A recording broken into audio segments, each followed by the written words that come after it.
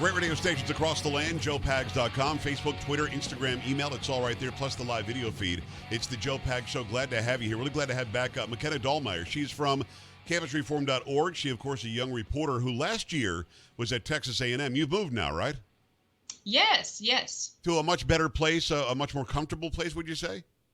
Yes, I would say so. I now go to Liberty University after Texas A&M. I was blasted for being a Trump supporter. I was denied a cheesecake on campus. A girl owns a cheesecake business, and she blasted me as a racist and said she wouldn't serve me, and it really blew up on campus. So I decided to leave Texas A&M, and now I go to Liberty because the university just did not help me really in any way and assure my safety. And it was ridiculous simply because you supported the President of the United States. And again, for 8 years, if you supported Barack Obama, you were held up on high, and yes, we can, and si se puede, and you're so open-minded. The bottom line is, if you like this guy, who has been actually less racist than Obama, has done more for people of color than Obama ever could have dreamed of doing, you couldn't get cheesecake. You were literally told you cannot have a piece. Yes, exactly. Yeah, and try to tell that to people that we're not racists or we're not sexist because we support the president. They will not have it. Well, let's refer to the debate if you don't mind, and I appreciate you coming on. Again, go to campusreform.org and check out all the great reporting that McKenna and the other great reporters do there. But when it comes to the idea of race, you faced it because allegedly you were a racist because you supported a racist, who of course is not a racist. Historically now for decades, Donald Trump has said he rejects and condemns white supremacy, the KKK, David Duke. He has said it constantly. But it turns out you have to say it every single waking moment of every single day, or else in the moments in between you not saying it, you are a racist. So people who are young and happening like you, are they buying this garbage that he's a racist or a white supremacy supporter or sympathizer because he won't say it every day? Quite a few people have actually agreed to that notion. They've put it on their Instagram stories and on Twitter that they believe this nonsense. But we, try to come back with the compilation video showing all the times he has denounced white supremacy and these white supremacist groups. But of course, they think that if he didn't do it when Chris Wallace asked, then he's not against white supremacists. So I think most people are seeing that. They're waking up to it. But there are still a few people that believe this lie, that he endorses white supremacists. And no matter how many times he says it, he could say it 1,000 times, the media will still say he's never said it because it wasn't with enough syllables or something ridiculous like that. I mean, even John Roberts at Fox News Channel yesterday or today was going at Kayleigh McEnany and was arguing that he has to say it today. And she's like, look, I just gave you 7 times that he said it. Yeah, but those are all in the past. I mean, McKenna, if I said yesterday that I like macaroni, did I change my opinion today somehow? I don't understand. No, I don't think so. No. So when you've got a young person that still is confused about this, do you respond with, yeah, but Joe Biden was the author of the crime bill that exponentially harmed black people more than white people. He was against desegregation. He didn't want his kids to grow up in a so-called racial jungle. I mean, do you respond with that? And when you do they believe that he actually said it and did it? Yes, so I've done that actually. I've sent them video evidence, text evidence, all of those sorts of things to show that, of course, Biden delivered the eulogy for a KKK group, or a leader of a KKK group 10 years ago. I send them that and the racial jungle, all of those sorts of things, but they still say, oh, but, Trump just said this racist thing about illegal immigrants and stuff like that. And I'm like, no, it's a proven fact that these illegal immigrants are coming here and some of them are causing issues. Like, gosh. And at the same time, this whole thing about there are very fine people on both sides. The entire comment in context was, I'm not talking about the neo-Nazis and the white supremacists. They're deplorable and horrible and should be out of there. I'm talking about the issue where there are two sides to whether we should bring down these statues. There are very fine people on both sides. They literally will take it out of context every time. Joe Biden in the debate once again said the reason I jumped into it is because he supports neo-Nazis and white supremacists. He said they're very fine people. He never said that. So again, I guess I'm belaboring the point, but are you getting through? Is the message getting through to young people? Because young people are only getting one side, generally speaking, in academia. Are we able to counterbalance it at all? I think so. I think that because we have social platforms, and we can share that message, and hopefully people are clicking on these things that we're sharing and reading them and internalizing them. I really hope that we are, and a lot of people I have talked to, usually if I've made my point, I know that I was successful in that they didn't answer or didn't respond.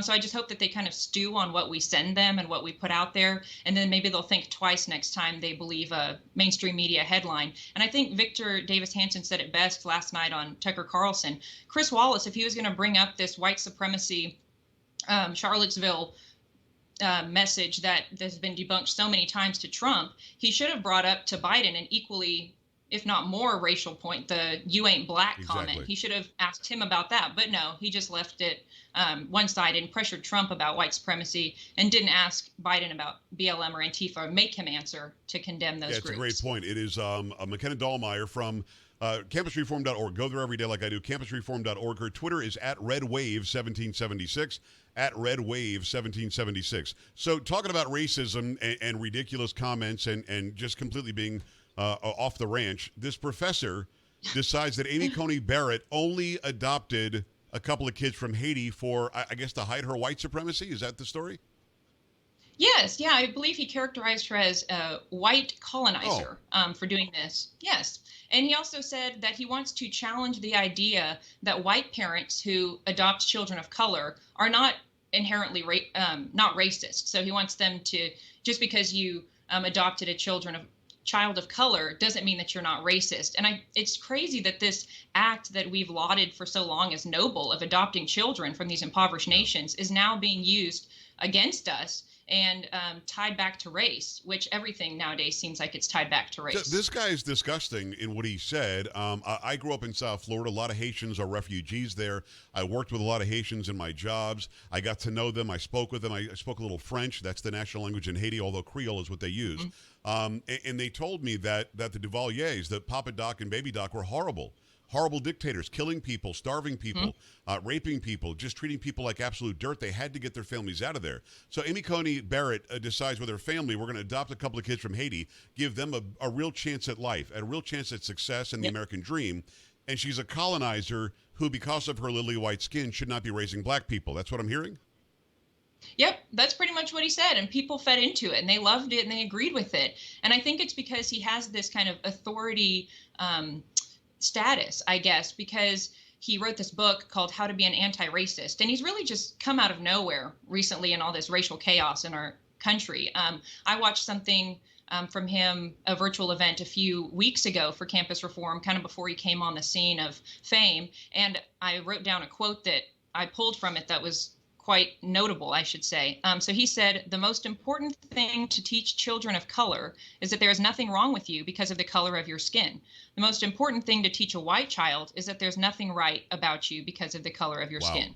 So like, we're teaching people to hate themselves because they are one color, and then teaching another group that they should be victimized and coddled because of theirs. And I thought that we left this in the past, this notion of if you're born a certain way, then you're going to be defined by that your whole life. But now it seems like that's resurfacing because people like him are coming along and tying race to every single thing that we do. And people are just brainwashed with these ideas. He's legitimately a racist for saying that line. That's for sure. It is McKenna Dallmeyer from campusreform.org @RedWave1776 over on Twitter. Go follow her right now.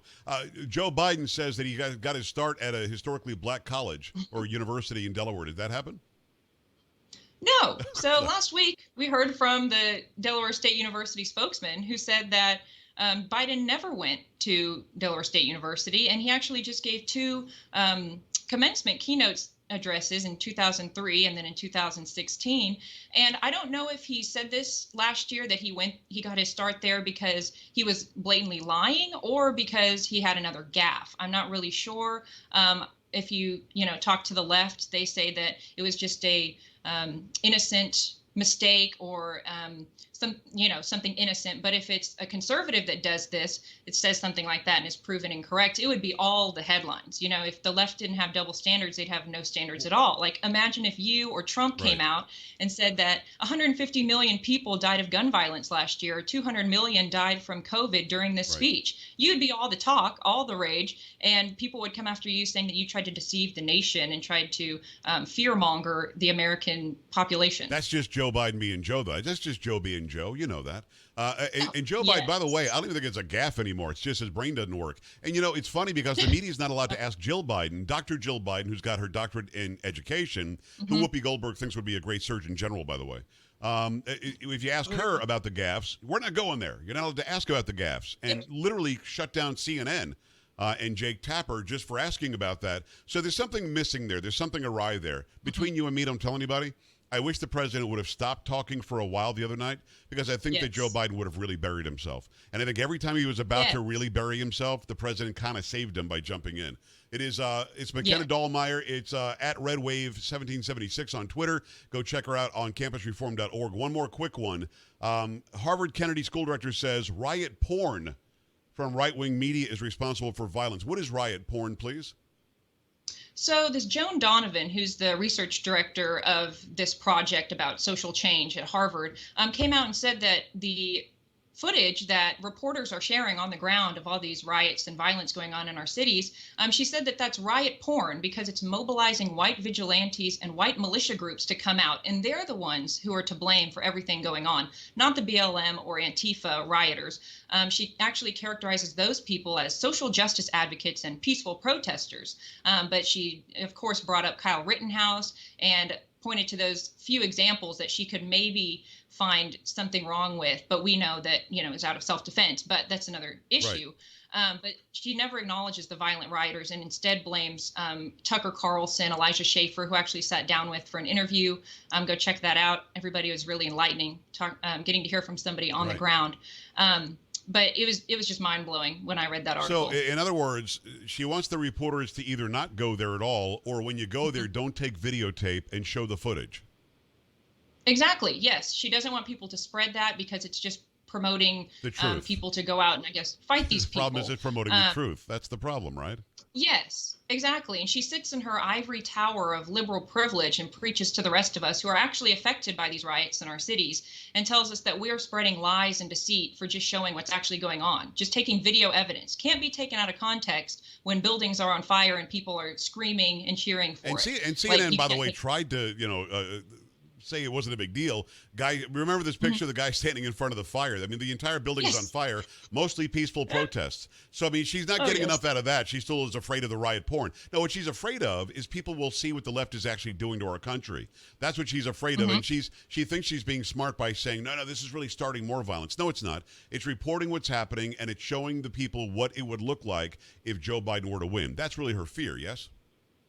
Yes, exactly. And I think that people think that they should listen to her, and she brought no evidence or, no proof for what the claim she was making. But people listen to her because she is this Harvard professor and she, is a scholar that dedicated her life to research and all of that. So I think that we're left with this indoctrinated and ignorant society listening. I'm doing the air quotes, research. Yeah. Listening to these people because they just think that they're right because they're professors and they have this state of authority. And then we're left with, uninformed voters and people going out. Just one point, like kind of off topic, but people on social media that just, go out there and vote, make a difference. You're the one that's going to change things if you vote. No, we can't just have a bunch of uninformed voters going out playing a role in our democracy, our republic, because it won't stand when we just vote against something, which is Trump. A lot of people just vote against instead of voting for something and knowing like what Biden stands for, knowing his policy issues. They just want to vote against Trump. And I think that the republic will lead to destruction if we keep going on like this. You and I agree. It's McKenna Dallmeyer. She's from campusreform.org. Campusreform.org. Go there every day like I do. Check out the incredible journalism done by these young reporters. Also follow her on Twitter at RedWave1776. McKenna, thanks a million. Let's do it again soon. Thank you so much for having me. You're very welcome. We're back after this in the Joe Pag Show. Stay right here.